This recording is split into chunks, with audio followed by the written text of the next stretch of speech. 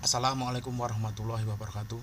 Jumpa lagi dalam BIMTEK Pendidikan Keterampilan Hidup Modul 3 Mengembangkan Hubungan yang Saling Menghormati, Pertemuan 13 Kesehatan Seksual bagian yang kedua.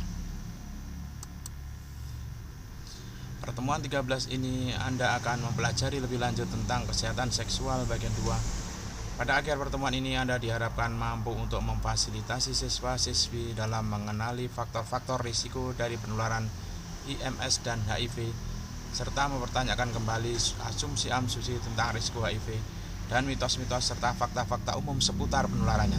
Selamat belajar.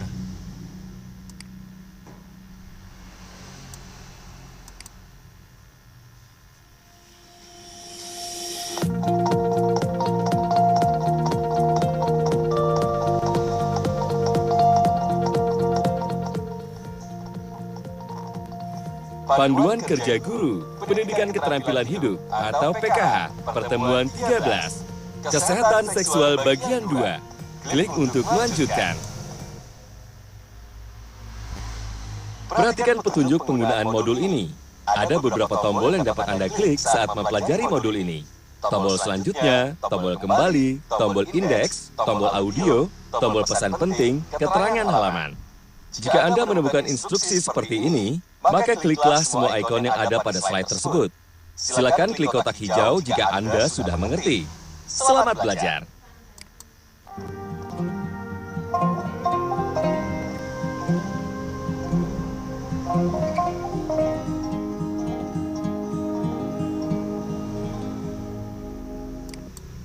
Selamat datang di pertemuan 13, Kesehatan Seksual bagian 2. Pada akhir pertemuan ini, Anda diharapkan mampu untuk memfasilitasi siswa-siswi Anda dalam mengenali faktor-faktor risiko dari penularan IMS dan HIV, mempertanyakan kembali asumsi-asumsi tentang risiko HIV.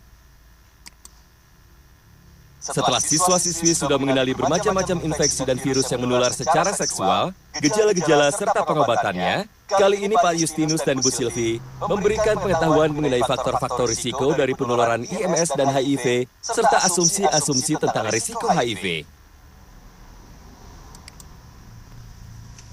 Terkadang kita berasumsi salah terhadap siapa yang berisiko tertular HIV berdasarkan gender, seksualitas, umur, atau latar belakang pekerjaan mereka. Satu-satunya hal yang meningkatkan risiko tertular IMS dan HIV adalah perilaku-perilaku yang terlibat di dalamnya.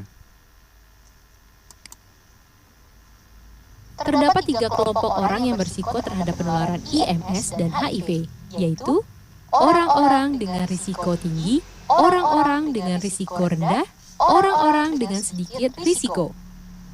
Klik setiap ikon untuk informasi lebih lanjut.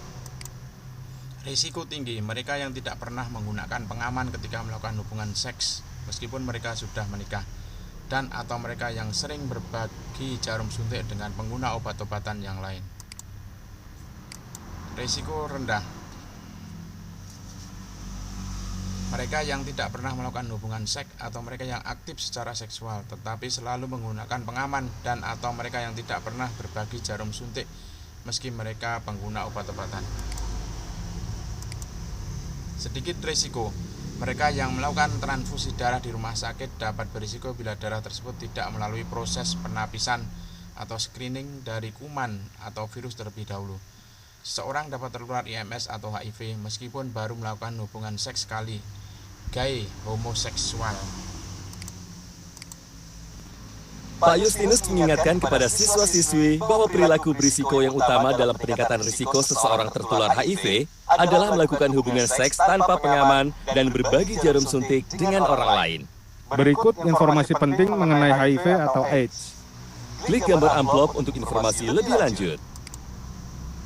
HIV atau Human Immunodeficiency Virus merupakan virus yang menyerang sistem imun atau kekebalan tubuh dengan memasuki tubuh kemudian mengendalikan sel-sel darah putih, sel yang membantu sistem imun atau kekebalan tubuh melawan kuman dan virus. AIDS, HIV dapat menyebabkan AIDS, Acquired Immunodeficiency Syndrome. Jika tidak segera diobati, AIDS adalah keadaan di mana sistem imun atau kekebalan tubuh tidak dapat lagi memenuhi perannya untuk melawan infeksi dan penyakit. Seseorang diperkirakan memiliki AIDS ketika jumlah sel darah putih mereka menurun di bawah angka 200. Kurangnya pemahaman tentang HIV atau AIDS dan IMS dapat menjurus pada berbagai asumsi. Berikut, mari kita bersama-sama menganalisis apa saja mitos yang tidak terbukti secara ilmiah dan fakta tentang bagaimana virus dan infeksi tersebut dapat menular. Tentukan pernyataan di bawah ini yang termasuk ke dalam fakta atau mitos. Jika ada rasa sakit saat buang air kecil, mungkin ini berarti saya memiliki IMS. HIV atau AIDS dapat diobati melalui beberapa pengobatan tradisional yang dapat diperoleh hanya dari dukun. Orang-orang yang hidup dengan HIV dapat menjalani hidup yang panjang dan bahagia.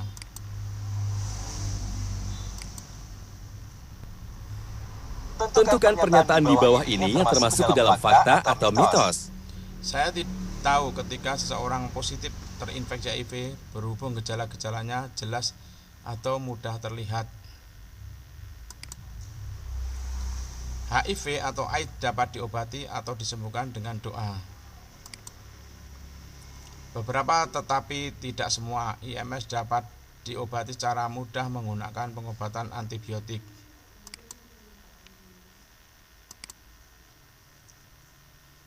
Tentukan pernyataan di bawah ini yang termasuk ke dalam fakta atau mitos. HIV dapat menular melalui gigitan nyamuk. Kamu tidak dapat tertular IMS jika kamu sedang mengkonsumsi pil kontrasepsi. Kamu tidak akan tertular IMS atau HIV jika kamu sudah menikah.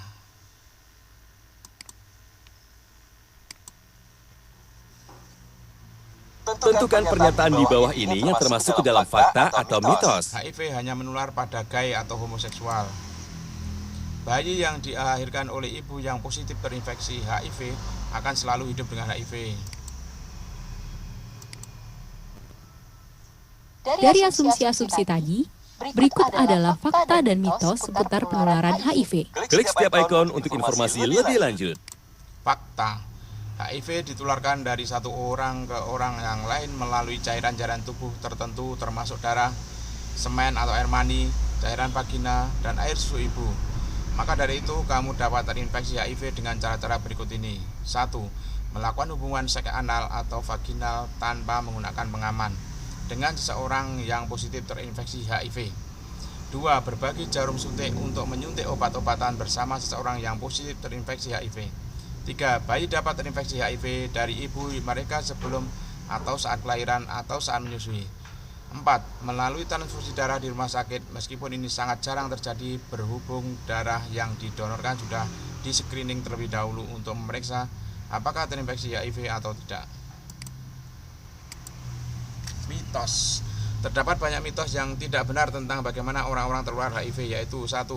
Kamu dapat terinfeksi HIV dari kontak fisik biasa di rumah, tempat kerja, sekolah, dan ruang-ruang publik lainnya. 2. Kamu dapat terinfeksi HIV dari memeluk dan mencium seseorang yang positif terinfeksi HIV. HIV tidak ditemukan pada air liur. 3. Kamu dapat terinfeksi HIV dari makan dan minum dengan seseorang yang positif terinfeksi HIV. 4. Kamu dapat terinfeksi HIV dari berjabat tangan atau bersentuhan dengan seseorang yang positif terinfeksi HIV. 5. Kamu dapat terinfeksi HIV dari penularan tidak langsung seperti gigitan serangga, batuk, bersin, dan genangan air di kamar mandi.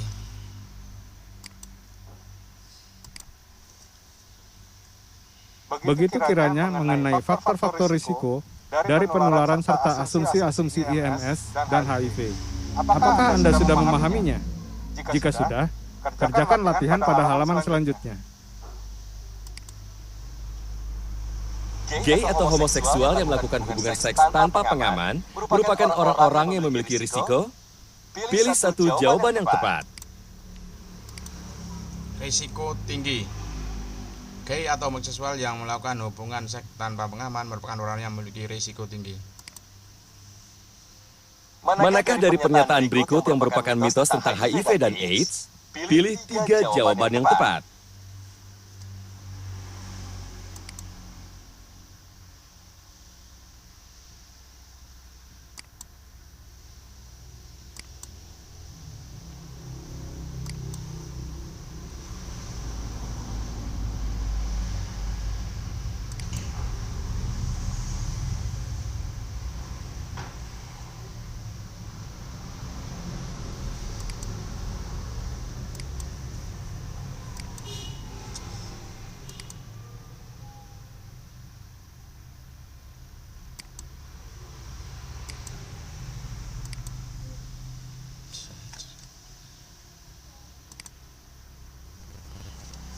Selamat, Anda telah mempelajari materi pertemuan 13, Kesehatan Seksual bagian 2. Klik setiap ikon untuk informasi lebih lanjut.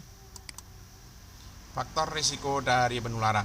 Faktor risiko dari penularan terdapat 3 kelompok orang yang berisiko terhadap penularan IMS dan HIV, yaitu orang-orang dengan risiko tinggi, risiko rendah, dan sedikit risiko.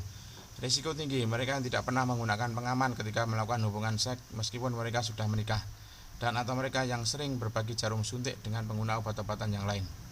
Risiko rendah, mereka yang tidak pernah melakukan hubungan seks atau mereka yang aktif secara seksual tetapi selalu menggunakan pengaman, dan atau mereka yang tidak pernah berbagi jarum suntik meski mereka pengguna obat-obatan. Berbagai asumsi seputar fakta dan mitos tentang HIV atau AIDS. Pemahaman yang kurang tentang HIV atau AIDS mengakibatkan beredarnya berbagai asumsi tentang penyakit tersebut. Berikut fakta dan mitos terkait penularan HIV dari satu orang ke orang lainnya. Fakta: melakukan hubungan seks anal atau vaginal tanpa menggunakan pengaman dengan seseorang yang positif terinfeksi HIV. 2. Berbagi jarum suntik untuk menyuntik obat-obatan bersama seseorang yang positif terinfeksi HIV. 3. Bayi dapat terinfeksi HIV dari ibu mereka sebelum atau saat kelahiran atau saat menyusui melalui transfusi darah di rumah sakit, meskipun ini sangat jarang terjadi berhubung darah yang didonorkan sudah di screening terlebih dahulu untuk memeriksa apakah terinfeksi HIV atau tidak. Mitos: kamu dapat terinfeksi HIV dari kontak fisik biasa di rumah, tempat kerja, sekolah, dan ruang-ruang publik lainnya. 2. Kamu dapat terinfeksi HIV dari memeluk dan mencium seorang yang positif terinfeksi HIV. HIV tidak ditemukan dari air liur. 3. Kamu dapat infeksi HIV dari makan dan minum dengan seorang yang positif terinfeksi HIV. 4. Kamu dapat infeksi HIV dari berjabat tangan atau bersentuhan dengan seorang yang positif terinfeksi HIV. Nomor 5. Kamu dapat terinfeksi HIV dari penularan yang tidak langsung seperti gigitan serangga, batuk, bersin, dan genangan air di kamar mandi umum. Demikian tadi tentang